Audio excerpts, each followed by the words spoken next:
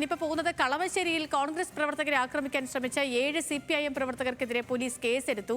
Bye bye Pinarayi ഫ്ലെക്സിനെ ചൊല്ലിയായിരുന്നു തർക്കം. Flex ഉയർത്തിയ കോൺഗ്രസ് പ്രവർത്തകരെ ആക്രമിച്ചു എന്നാണ് പരാതി. കത്തിയുമായി എത്തിയ ബ്രാഞ്ച് സെക്രട്ടറി കൊല്ലുമെന്ന് ഭീഷണിപ്പെടുത്തിയെന്നും പരാതിയുണ്ട്. സഹിൻ ആന്റണി വിവരങ്ങൾ വച്ചിരുന്നു. സഹിൻ, നടന്ന സംഭവത്തിന്റെ ദൃശ്യങ്ങളൊക്കെ സോഷ്യൽ മീഡിയയിലൊക്കെ പ്രചരിച്ചതാണ്. അവിടെ ഫ്ലെക്സ് വയ്ക്കാൻ ശ്രമിക്കുന്നതും ഫ്ലെക്സ് മാറ്റിപ്പിക്കുന്നതും കത്തിയൊക്കെ കയ്യിൽ ഈ ഒപ്പം നിൽക്കുന്ന ആളുകൾക്കൊപ്പം ഇത് കോൺഗ്രസിന്റെ ആൾക്കാരാണോ അതോ CPMന്റെ ആൾക്കാരാണോ എന്നൊന്നും അറിയില്ല. ആരുടെയൊക്കെയോ കയ്യിൽ കത്തിയും കടാരയൊക്കെ ഉണ്ടായിരുന്നു ഈ പ്രചരിച്ച ദൃശ്യങ്ങളിലൊക്കെയും.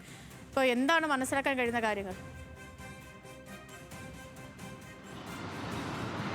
സേതു, ഇന്നലെ രാത്രി നമ്മൾ ഈ വാർത്ത പുറത്തുവിട്ടതാണ്. കളമശ്ശേരി മണ്ഡലത്തിലെ കുട്ടമശ്ശേരി ഭാഗത്തായിരുന്നു ഇത്തരത്തിലുള്ള ഒരു വലിയ അതിക്രമത്തിലേക്ക് കാര്യങ്ങൾ പോകാൻ പോയത്.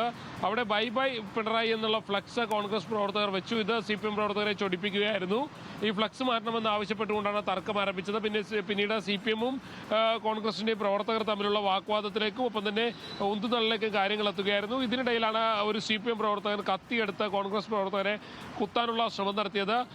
എന്തായാലും ഈ ദൃശ്യങ്ങൾ സഹിതം പോലീസിൽ പരാതി ലഭിച്ചതോടെ പോലീസ് കേസെടുത്തിരിക്കുകയാണ്. 7 CPM പ്രവർത്തകർക്കെതിരെയാണ് കേസെടുത്തിരിക്കുന്നത്. ഇന്ന് രാവിലെ ഈ കോൺഗ്രസ് പ്രവർത്തകരുടെ പ്രതിഷേധ പ്രകടനവും അവിടെ ആ പ്രദേശത്തുണ്ടാകുമെന്നുള്ളതാണ് മനസ്സിലാക്കാൻ കഴിയുന്നത്. എന്തായാലും ഇപ്പോഴും അവിടെ സംഘർഷാവസ്ഥ നിലനിൽക്കുന്നുണ്ട് സേതു.